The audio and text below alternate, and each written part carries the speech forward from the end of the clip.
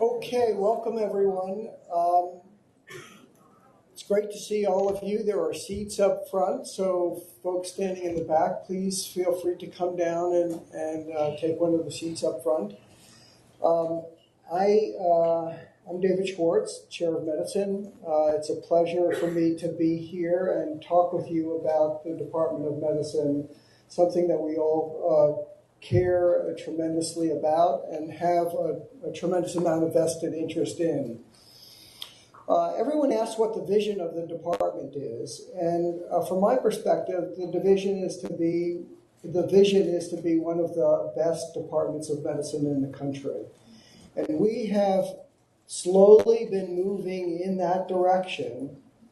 And as you'll see from the talk that I give, I think that we are there. I think we are one of the top tier departments of medicine in the country. And I think we're one of the top tier departments of medicine in the country for two reasons. One, we're focusing on the right things. We're focusing on the highest quality of care, training the next generation, and doing impactful scholarship. Impactful scholarship that changes the way we think about diseases and changes the way we deliver healthcare. I think we are also moving in that direction because we're making the most of our very important resources, our strengths. We're focusing on our strengths. And our strengths are our faculty, who are incredibly committed to all parts of our mission, committed in a way that I've never seen any other faculty that I've worked with. And from my perspective, the faculty have been a joy to work with in every single domain, clinical, research, education. We also have visionary leaders, division heads and vice chairs that are doing extraordinary things and helping to move each one of our missions forward in a collaborative, thoughtful, creative way. And to highlight that, I have a new announcement, and this announcement is that I have decided to appoint Kara Wilson as Vice Chair, Executive Vice Chair of the Department of Medicine. As many of you know, Kara has led our effort in terms of faculty advancement, and she too has advanced now to become the Executive Vice Chair of the department. She's going to focus on a variety of things, helping me and the department with a variety of administrative issues. But she's also going to add value to the department by embarking on a creative, thoughtful, strategic planning process across the entire department, focusing on creating and establishing an environment of wellness and inclusivity, and also improving departmental communication. Now, the third strength that we rely on is the alignment across the School of Medicine, across our medical campus here at Anschutz, and with our affiliates. And let me just give you a few examples of that. In terms of our alignment with the school, the department and the school have invested enormously in the faculty and the divisions. Over the past 8 years, there's been $50 million of combined School of Medicine and Department of Medicine support for the divisions. And in addition to that, there's been School of Medicine support that has gone directly to faculty and programs within the Department of Medicine. So a total of almost $100 million over the past 8 years. The hospital is clearly committed to our success. The hospital provides enormous amounts of support, exclusive of GME support, to the department each year.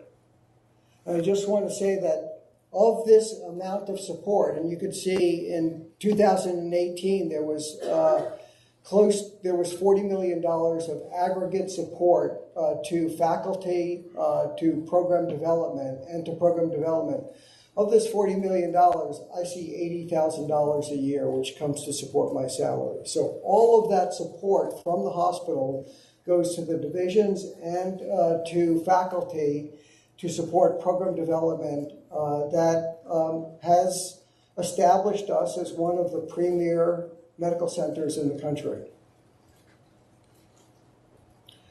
The CU Foundation is a huge source of support for us. In the past 8 years, we have 12 new chairs in the Department of Medicine and 11 new chairs that are occupied by Department of Medicine faculty that are in the School of Medicine. So a total of 23 new chairs, endowed chairs that are occupied by faculty in the Department of Medicine has really contributed to our ability to allow individuals and support individuals to do creative research and program development. Now, this is on top of the department being fiscally solvent. The department and the divisions have been fiscally solvent over the past 8 years, and you can just see this highlighted over the past 5 years. This delta here is what the incentives are for the divisions each year. Delta for each one of these years are the divisional incentives. You can see that the divisional profits range anywhere from just over $2 million to $8 million in aggregate per year. And the incentives that are provided to the faculty are the delta here that range anywhere from $2 million to about $4 million that are spread across all of the divisions. The department is also fiscally solvent. And you might be worried about this departmental positive margin over the past years. Karina Carmichael, who does a great job in managing the finances in the department, and I are not particularly worried about this, because this is explained by specific departmental investments in divisions that need our support. So we think that we will average anywhere between $2 and $3 million of departmental profit margin each year, given the fiscal commitments that we have.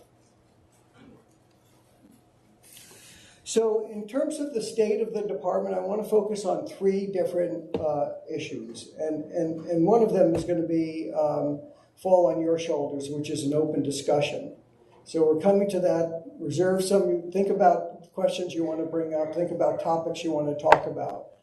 I want to talk about the accomplishments and the new programs that we're involved in each one of our domains.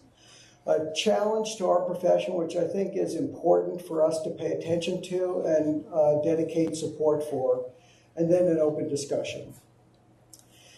In terms of accomplishments, I'm going to break this down into clinical and quality, research, as well as education. When you think about the timeline of the clinical programs that have been developed over the past 8 years, there are substantial programs, and I just want to highlight a few of them. The non-proceduralist program that was developed in 2013 incented the non-proceduralist divisions to see patients in a more efficient manner, to increase their productivity, and in turn, to become fiscally solvent. All of those things happened. The non-proceduralist divisions increased the number of patients that they're seeing, fed those patients to more procedural divisions, and also became fiscally solvent in the process with the support of the hospital. With the support of the hospital, we've also overhauled the bone marrow transplant program. And the bone marrow transplant program is now one of the highest performing marrow transplant programs in the country. Seeing a high number of patients, taking care of a high number of patients, and importantly, taking care of them with state-of-the-art medications and cell therapies. As a result of the success of the bone marrow transplant program, Craig Jordan and others in the Division of Hematology have been able to develop programmatic research that's supported by the Leukemia Foundation to advance our knowledge about leukemia and the treatment of leukemia. Please enter the PIN followed by the pound key. In 2017, and we were fortunate to recruit Marisha Burden to head up that, Please enter that the division. And I think that that's really important because it acknowledges the contribution that this division makes to our success, our overall success as a department. And what it does is it also acknowledges the importance of an academic program within the hospital medicine division and supports the development of that program. In 2018, Rick Albert and Greg Austin have responded to the challenges of changing reimbursement and also the growth of our enterprise by developing quarterly meetings with CU Medicine that assist us in terms of billing and improve the efficiency of billing. And Greg Austin has worked with cardiology, GI, oncology, infectious diseases, endocrinology, and a variety of other practitioners in the department to provide clinical support for the outreach efforts in Highlands Ranch, which I think will further strengthen the department and create more opportunities for the department as Highlands Ranch grows. In terms of quality enterprise, Mike Ho has done a fabulous job, not only in developing a very strong academic focus in terms of quality, but he's developed a very practical focus by reaching out to each one of the divisions, helping them develop morbidity and mortality conferences, and also responding to their need to develop quality dashboards. This has resulted in tremendous growth of the clinical enterprise. Now, I don't think this growth is not isolated just to the Department of Medicine. It's across the entire clinical practice. It's because the Department of Medicine and the other departments are working together. It's because the Department of Medicine and the hospital are working together. But this double-digit growth has been tremendous. Since 2011, we have doubled the amount of clinical RVUs in the Department of Medicine, and now we're over 1 million RVUs each year. We've also increased the number of CFTEs in the Department of Medicine. We now account for 50% of the care of all hospitalized patients at UCH, and this has resulted in a substantial increase in our clinical revenue. And our clinical revenue feeds our academic enterprise, both the educational as well as the research enterprise. Absolutely critical, and it's absolutely critical that we work hand in glove with not only the other departments in the hospital, but also between the domains of clinical research education. What about education? There have been a number of programs that have developed over the past 8 years under the leadership of Suzanne Brandenburg, who has now moved on to a new job within the School of Medicine, exploring the possibility of developing a new school of medicine up north. But these programs have been substantial. They have affected tremendously our ability to recruit a diverse student and trainee population. They've also affected our ability to broaden our training program to physician scientists, as well as individuals in combining medicine and pediatrics. And just recently, we have transitioned the program in primary care under Karen Chaco's leadership from PSL to our partners at Denver Health. And under Jeff Connor's leadership, we've also enhanced subspecialty education among the house staff. And this focus on subspecialty education fits with our focus on physician scientists and broadening the program to a much more academically oriented program focusing on subspecialty medicine and the development of future physician scientists. Focusing initially on diversity has resulted in amazing outcomes. This is what the percent of underrepresented minority students were that we brought into the house staff training program in 2011. In 2018, this was up to 18%. If you look at the effect on the overall program, there was a threefold increase. There has been a threefold increase in the population of underrepresented minorities within the house staff training program. We now have 13% overall underrepresented minorities in the house staff training program. Our goal is to increase this to 20%. This has been done as a result of us participating in conferences, national conferences that focus on underrepresented minority education. Jeff Connors has identified individuals within the residency to serve as champions of diversity. Sonia Flores has developed implicit bias training for the house staff along with Jeff Connors. And with the School of Medicine and other departments, we have second look visits for the individuals that interview and express interest in coming back for a second visit to seriously consider our house staff training program. What about research? We've also had balanced growth in terms of the research programs. And again, I just want to highlight a few of these programs. The Outstanding Early Scholars Program, I think, has been extraordinarily successful. This is a program where we support each individual at a level of $75,000 a year for a 4 to 5 year period of time early in their career to develop their careers. We support anywhere from 10 to 12 individuals at any one point in time.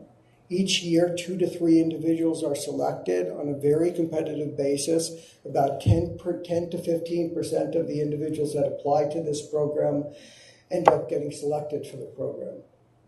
The review is done by individuals outside the Department of Medicine, and this program has resulted in individuals evolving through the program and increasing their grant support markedly during the time that they were supported as outstanding early scholars. We've also developed the program in personalized medicine. We initiated the development of this program. We were fortunate to hire Kathleen Barnes to not only head up the center in personalized medicine, but also to head up the division within the Department of Medicine, Biomedical Informatics, and Personalized Medicine. And this division and the faculty that she has hired has created a new dimension for faculty outside of the division that are interested in omic type of research. So this has added tremendous value to faculty in the Department of Medicine.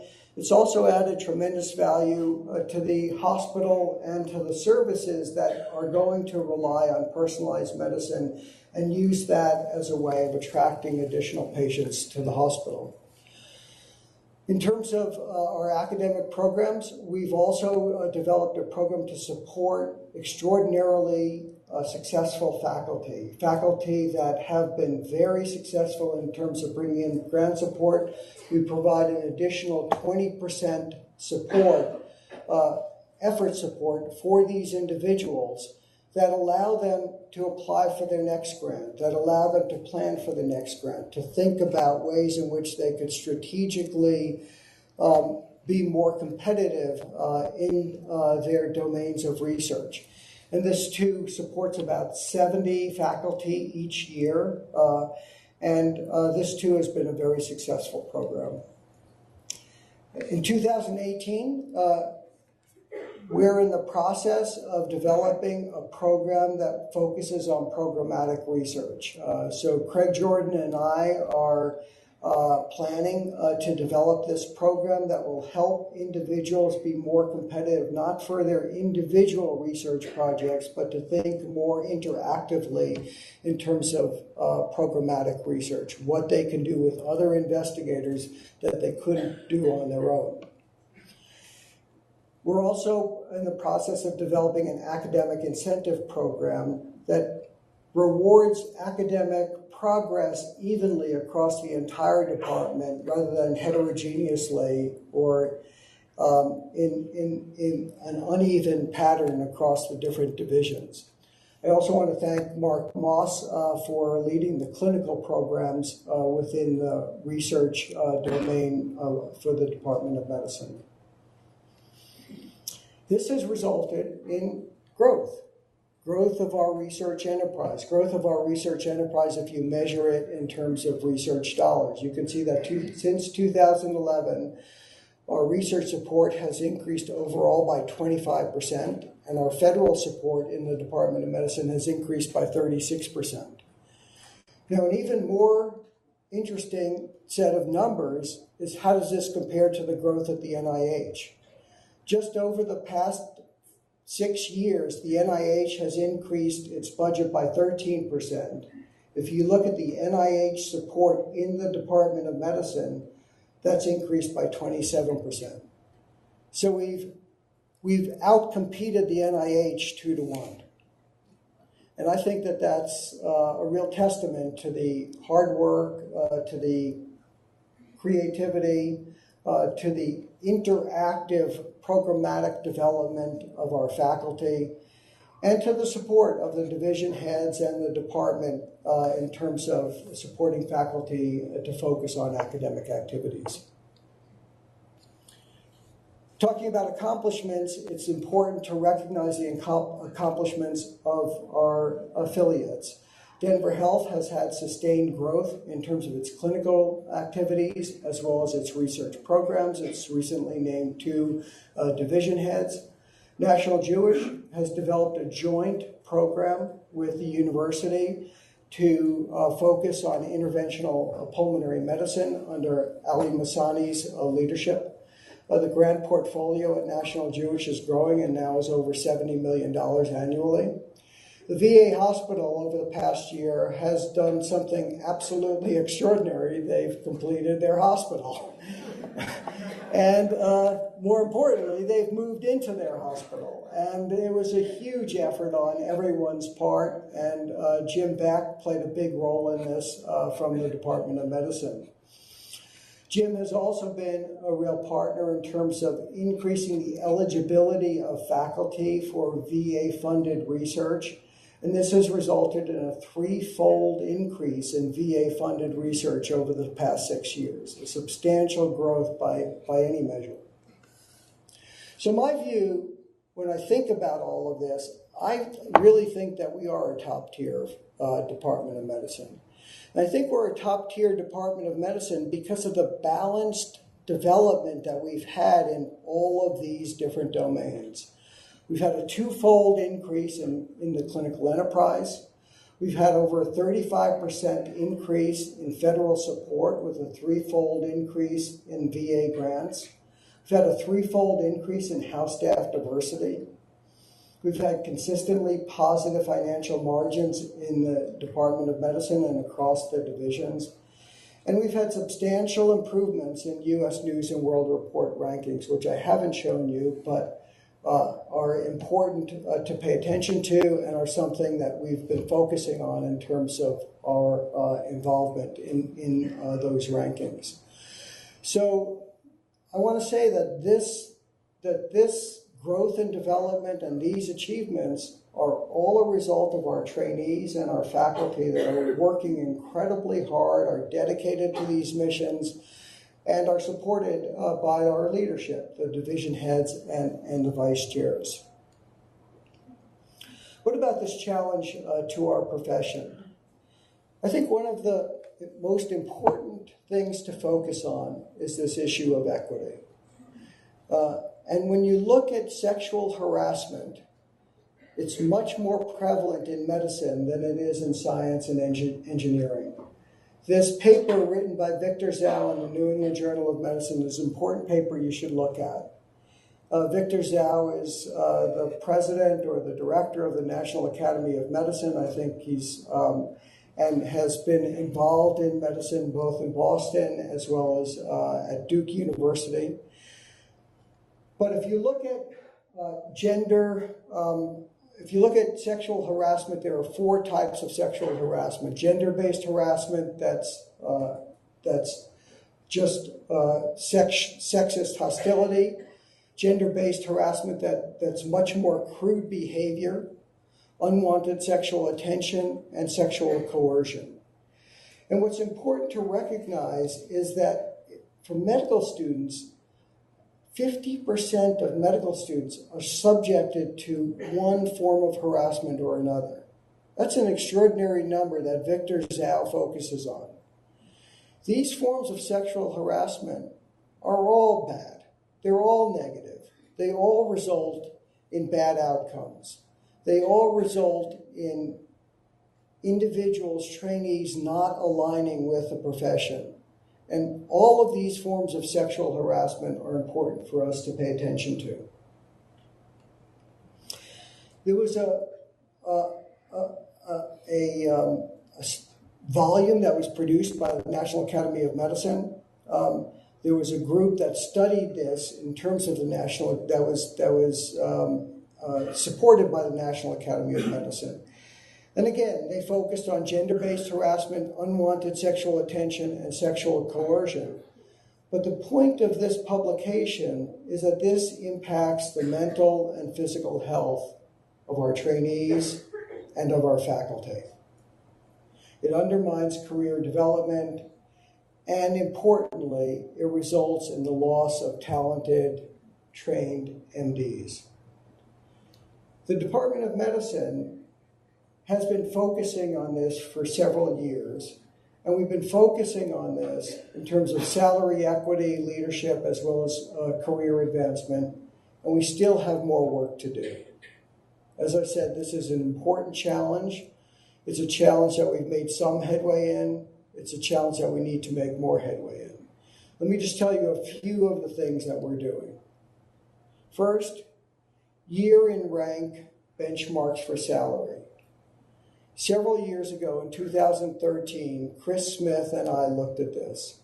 And basically what we did is we just drew a very simple line. We said, if the AAMC benchmarks are at a certain level, let's establish that at the 50th, that level is the 50th percentile. In the midpoint of someone's tenure, they should be at the 50th percentile. And we drew a simple line from the 25th percentile to the 75th percentile, and we simply asked the question, who's above the line and who's below the line for each rank? And what we found was astounding. We found that many of our faculty were below the line. And we found that more women were below the line than men below the line. So for assistant professors, we found that 39% of women assistant professors were below the line, whereas 28% of male assistant professors were below the line. Associate professors, 43% versus 39%. Professors, fairly even, 53% versus 57%. So what we did is we worked with the division heads on an every 6-month basis to try to address this, not just for women, but for all the faculty in the Department of Medicine. And here are the numbers. So you can see that each year, with the exception of this year, here, 2017, we made progress in decreasing the number of individuals that were below the benchmarks. And you can see that we did that for assistant professors, associate professors, full professors for women, and we did that for assistant professors, associate professors, and full professors for men. And if you just look at this in aggregate, there was a 60% improvement in terms of the number of individuals below the benchmark for women, and a 55% improvement for men. And this resulted in real findings.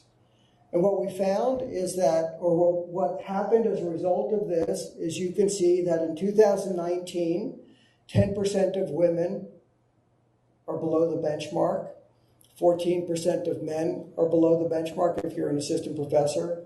Associate professors, 23% of women, 22% of men. Full professors, 26% of women, 22% of men. Overall, 16% of women are below the benchmark and 19% of men are below the benchmark. I'm not saying that this is perfect or this is this is a finished product. This is a work in progress, and we're moving in the right direction. Maggie Weirman is also helping us move in the right direction. In 2016, Maggie and I had several conversations, and she agreed to take on a program to examine first gender equity in the Department of Medicine, and then subsequently develop a program to advance gender equity in the Department of Medicine. She has two committees that she works very closely with, a compensation committee that focuses on salary benchmarking, incentive plans, and establishing transparency as part of the annual reviews, and a leadership committee that focuses on leadership training, post-membership of search committees, includes at least 30% of women or underrepresented minorities on the committee, on these search committees, is involved in implicit bias training for all individuals who are on these committees, and reopens a search if diversity isn't sufficiently addressed as a result of the recruitment process. These two committees have, in my mind, resulted in substantial change in the department and are the platform to enhance change in the department. What about harassment, discrimination, and bias? Sonia Flores is our Vice Chair for Diversity and Justice and has done a great job in not only addressing this issue, but reaching out to others in the department, like Jeff Connors and Darlene Taddy, to help her address these issues. And there are three different stages of this. The first stage is really accepting that we understand that this is a problem. And I think that we need to understand this across all of our faculty and all of our trainees. And so Sonia has developed implicit bias workshops that are reaching out to all of the faculty. And Darlene Taddy has recently led a morbidity and mortality conference that addressed sexual harassment in the workplace. We need to figure out why sexual harassment exists and try to get at the root causes of sexual harassment. And part of the morbidity and mortality conference that Darlene led to a root cause analysis and addressed the structures, the processes, the culture, and the people that contribute to sexual harassment in the clinical setting.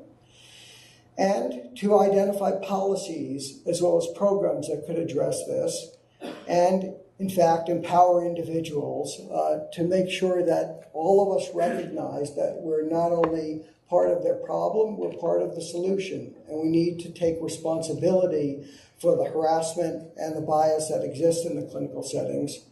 And we need to provide tools that can help individuals, like scripts or rapid response apps that help address these issues.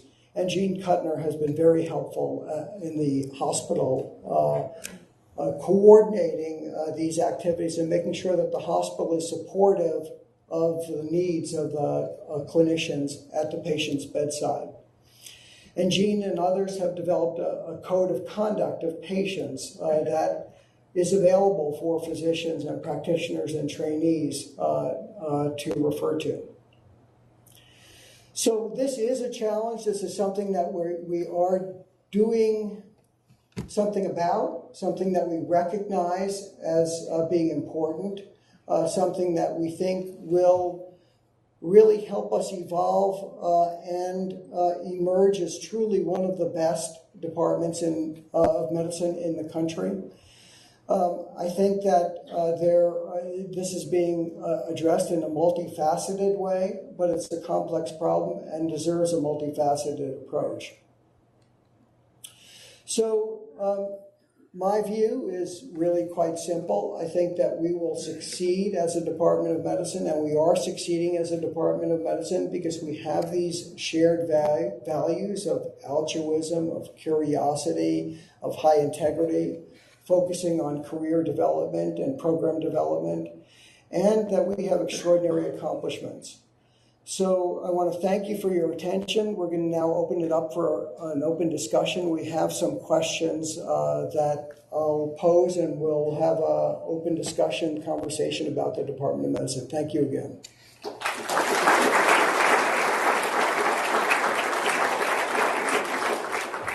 So these questions were posed by you as a result of a survey that we did, an outreach effort that we embarked on a few months ago, where we asked you what kinds of things would you like to see in the state of the department, and what are the topics you want to hear more about, and what are some of the issues that are of concern for you. So while I want to take some spontaneous questions, I'll start this off by just asking some of the questions that you've already asked in written form. So let's see, Greg Alston, you have the first question. How are we going to deal with the constant increase in clinical responsibilities while maintaining an environment of scholarship and education? All right. Thanks, David. So I'm Greg Alston. I'm the Vice Chair for the Department of Medicine for Regional Clinical Affairs.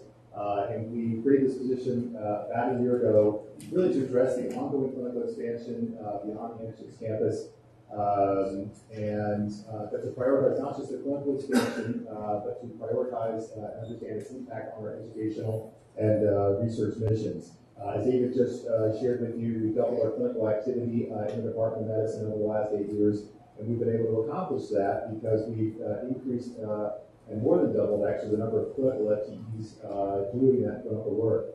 So we fully expect and plan to continue to hire the right providers to manage and accommodate the increased clinical expansion both here as well as beyond the NHS campus. As David also pointed out, we've been able to increase the amount of support that's really been critical to help this expansion from UC Health. That support has more than doubled over the last 4 to 5 years. The other thing that David really pointed out is it's really critical to understand that both the clinical education and research missions are really interdependent on each other. Education and research have really expanded into the Department of Medicine with the support of the clinical revenue that is generated from all this clinical growth that we've all experienced. On the flip side of that, our ability to attract patients in ever increasing numbers is also enhanced by our clinical and educational missions. So I think it's really a balance of recognizing that they are interdependent on each other. So. I'm sure there are other questions about the clinical growth and development. Anyone from the audience want to ask a question? We only have one microphone, so please appreciate it. Okay, we're going to go on to question number 2 then. See, I thought this might happen. So what are the plans for the Vice Chair for Education? Sonia? Thank you, David. And I am Sonia Flores, and I'm the Vice Chair for Diversity and Justice. And this is a position that was held by Suzanne Brandenburg. And as David mentioned, she had to step down because she's moving on to bigger and better things. But not better things. Bigger. And about 6 months ago, David actually put together a committee that looked at the priorities and what the activities of a Vice Chair of Education should be. And this committee actually developed a blueprint of all the responsibilities and the job description for the Vice Chair of Education. So I am part of that committee, of the search committee for the Vice Chair of Education, and this committee is led by Dr. Shanta Zimmer. And we actually took that blueprint and wrote the job description based on that blueprint. And so after we met, we wrote the job description. We talked about how to mitigate biases, and then the job description was approved, and I have to inform you that now it's posted at CU Careers. So again, we're advancing very quickly and looking for someone to become Vice Chair of Education. So while we're reaching out nationally to fill this position, if anyone in the Department of Medicine feels qualified for the position, please apply. We're interested in entertaining all competitive applicants, and we are interested in supporting this position and making it into even a better education and training program that it is. And it is a superb education program at this point.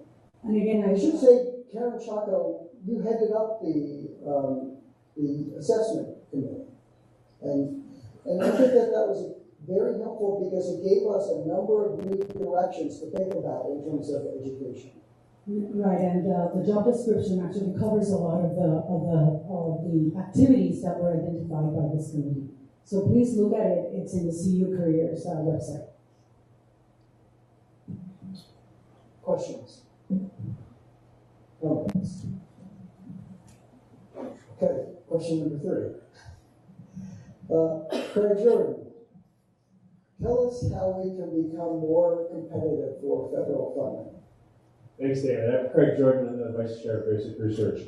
So I think the broader question is actually what we do in general to support our investigators to be competitive at all levels, federally and otherwise. And I think you saw the numbers just a few minutes ago. The growth of the research enterprise here has been quite substantial. It's outpaced the growth of the NIH substantially. And so I think it speaks to the fact that a lot of what we've been doing has been effective.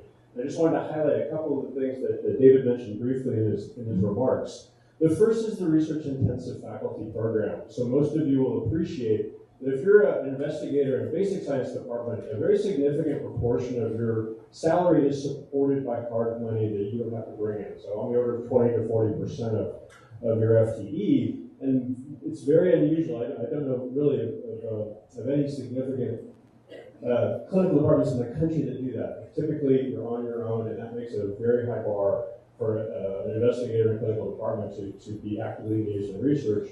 The research-intensive faculty program was created, and as David said, it provides up to 20% of your FTE. And I think that's enormously valuable, and I know many of my colleagues have commented to me on how important that is for them to be successful federally and otherwise. The other program that David mentioned, of course, is our Outstanding Early Scholars. I won't go into it, I think you're all familiar with it, but again, we're taking some of our best and brightest and giving them the opportunity to take their research to the next level and be more competitive in a lot of different endeavors. The third effort that's worth mentioning, aside from the research-intensive faculty, is the interdisciplinary faculty recruitment program. And some of you may not have heard about this because it's really sort of in its earliest phases, but David, in partnership with the School of Medicine, was able to put together a pot of $15 million to go out and recruit not only outstanding faculty, but faculty that will bridge the gaps between different departments and different disciplines to try to maximize some of our potential. So to this point, that program will extend for a number of years yet. To this point, we recruited 3 outstanding investigators. Eduardo Davila, many of you heard about, just arrived recently, Eric Campbell, and Mamuka Kevla. I'm not going to get my last name. He's in infectious diseases. But all amazing investigators. So that's been incredibly successful. And some of the newer things that we have going now, hopefully many of you have heard about the SPARK program. So this is in partnership with Kim Muller and CU Innovations people. The idea of SPARK is to create an educational opportunity as well as a research opportunity for academic investigators to take great ideas and commercialize them.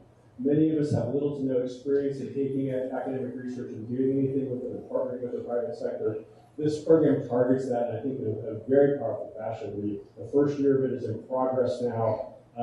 They've done, I have to compliment Kim Muller, they've done a phenomenal job putting this program together. If you're not aware of it, I would encourage you. We run every year and bring substantial resources and education to that effort. The other program that we have on a pause that I also think is really valuable for investigators is the sabbatical program. So the Department of Medicine is looking at reactivating at sometime in the near future a formal sabbatical program that again obviously provides us with some wonderful opportunities to pursue research. The last thing I'll mention that David again alluded to briefly is programmatic development. So we do quite well with individual investigator grants, so R01 or R01-like grants that we as individuals pursue, but we don't do very well or haven't had a lot of success in thus far in so-called programmatic grants and program project grants, U54s, P grants, and so forth. Those are the types of things that I think Dr. Schwartz is specifically referring to when he says programmatic grants. We're very fortunate that David is probably one of the most experienced people in the country at getting these types of grants, and he's agreed to mentor and create a program for that. And that'll be we'll be hearing more about that in the near future. The last thing I would comment on that affects all of us is space. You're all aware that the RC buildings are getting tighter and tighter. It is official. I don't think I'm speaking out of school, but a new tower will be going online just on the west side of RC2. and that will substantially, I think it's about a 3-year timeline, and that will substantially decompress and hopefully make the research environment much more fruitful, allow us to continue recruiting and so forth. So there's different nomenclature that I should clarify. When people refer to the tower, they refer to the new tower of UCH. Okay, so This is the UCH. that is probably going to happen, and I know the hospital is working toward that goal, but that has not been approved yet by the board. The new research building is RC3. It's named something else, though. It's named the Anschutz Health Pavilion. Wellness Center. That's the university building. That's the university building, and that will be additional dry lab research space.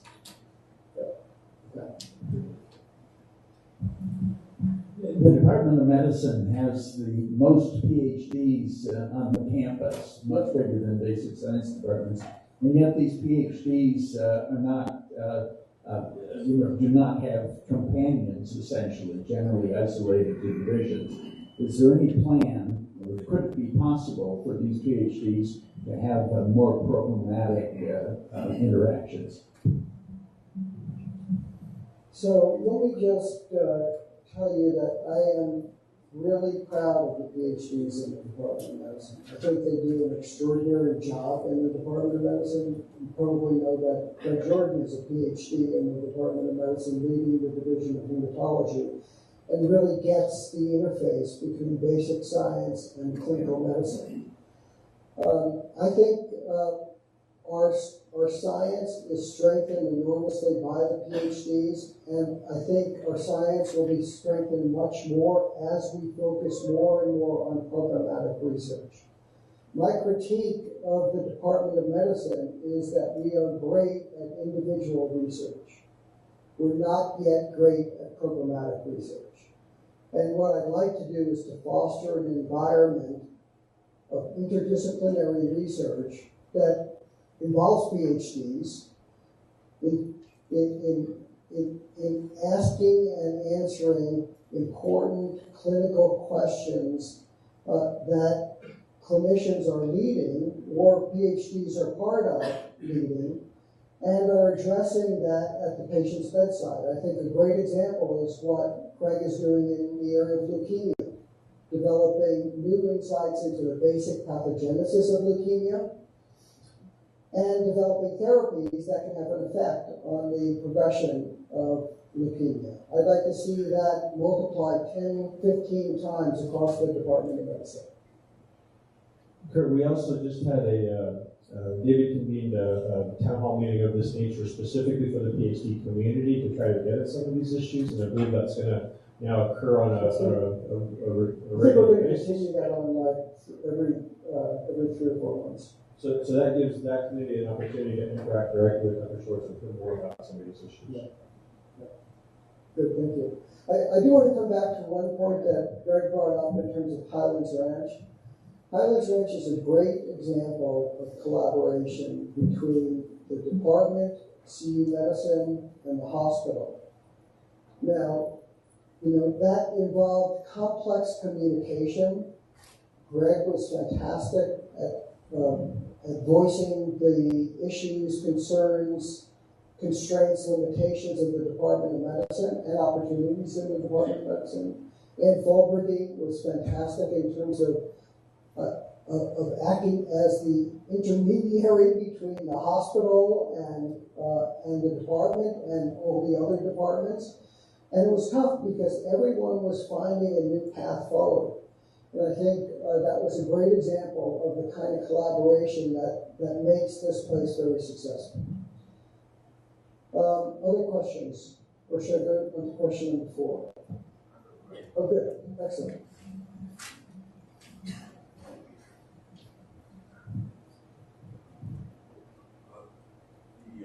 Introduce yourself so everyone knows. I'm Larry Feinberg in General Medicine. I'm not the vice chairman. And I'm interested in this remarkable increase in clinical productivity and revenues, and I'm wondering whether it gives us the opportunity to see patients whose access to the center has been limited in recent years, Medicare patients and other individuals like that. So, Jane, do you want to answer this question? I think you're better able to answer this question than me because of HICPOF and the opportunity that provides. Sorry to put you on the spot. Well, Feinberg, I can't speak to Medicare right now, but certainly for Medicaid, first of all, with the expansion of Medicaid in Colorado, we were able to open up a lot more doors, but then more importantly, the upper payment limit, the state plan amendment from HICPOF that allows us to, it gives us a lot of money that we have been able to push back to the faculty and also to do very specific projects to expand Medicaid. So our Medicaid percentage of the payer mix has really gone up. And I'm sorry, I just can't answer for you right this minute about Medicare, but I don't know that we block that, do we? We do. We do. Well, we're going to get better at it. I think that's going to be probably a halo effect of opening the doors to Medicaid. And I think we do need to get better at that.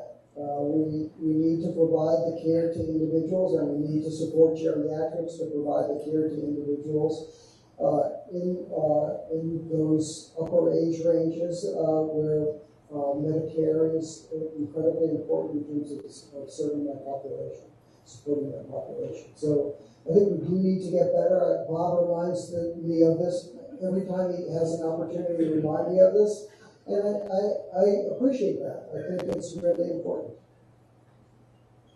Jane, do you have anything else you want to add?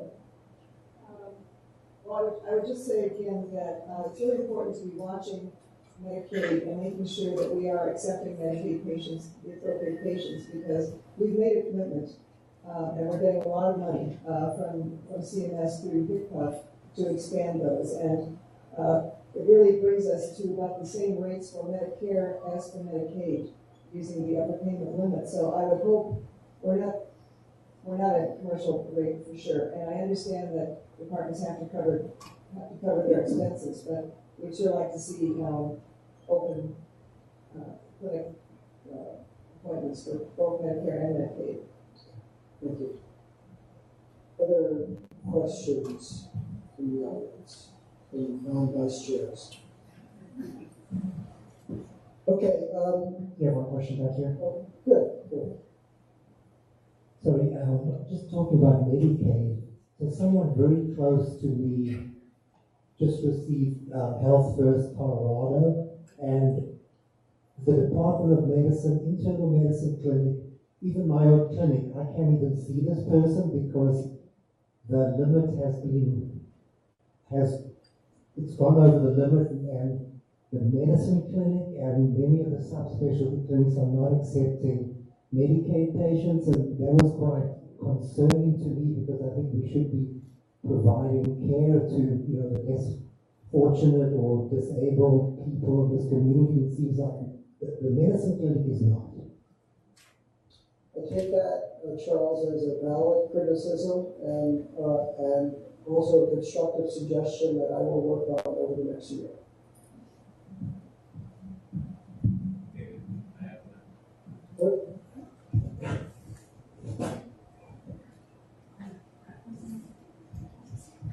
Hi, Tom Grono, Chief Operating Officer for University of Colorado Hospital. A couple of comments and points of clarification. In terms of Medicaid, UCH, UC Health is the largest Medicaid provider in the state of Colorado. And I want to be clear on this campus, we've actually seen over the past 4 years a 6% increase in our Medicaid payer mix. We've seen about a 4% increase in our Medicare payer mix, and we've seen about a 5% decrease in our commercial payer mix. We have one of the lowest commercial market shares in the region. And I think it's important to have some of these facts because we often get criticized as departments, as entities and hospitals that we're not doing enough. And I think the reality is we're doing a lot right now, and we can always do more, particularly with the agreement with the state around the UPL side of things. But we need to think about ways to provide that access through telehealth, through virtual health, through ways that are not just face-to-face in clinics. And we're working very closely with the school and the departments to be able to do that. But it's important to have those facts that we've actually increased Medicaid volume or decreased Medicare volume on this campus, oftentimes the detriment of commercial. And I can say that our competitors in the community are not doing the same thing. So that's a point of pride for us. We can always do more, but it's not as if we're not doing anything and going in the opposite direction of bettering access for Medicare and Medicaid patients. Thank you, Tom. Other questions? Yep. I'm Kathleen Kislev, I'm from Division of Endocrinology. So my question is about philanthropy. We're really taking a leadership in not only in a state, but in an entire region. But I think one of the big distinguishing factors in a lot of sort of coastal institutions is huge amount of philanthropy, which of course is proportional to the amount of population that lives there. But what is the Department of Medicine plan to try to do to increase philanthropy and to enhance our research? So I think there are two components of philanthropy, and we're working on both. One is the sort of the ground up approach, which is the bubble up approach, which is to pursue philanthropy when patients and others express an interest in the department, and we've done that. And Mike Pasquarella and others in CU Foundation have been supporting that across the entire department, and that's quite frankly why we have 12 new Department of Medicine endowed chairs. The other approach, which I think ends up being much more fruitful, is the top-down approach or the centralized approach, which is looking for big donors that can substantially endow the medical center and support very broad-reaching activities.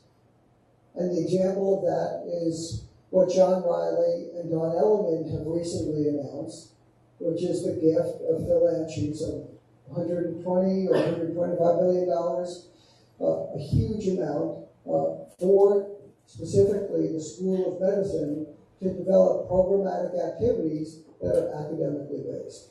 So I think both of those things are happening, and I don't think that the department should be involved in trying to create its own domain of very large support. I think that should be centrally and is best done centrally through CU Foundations.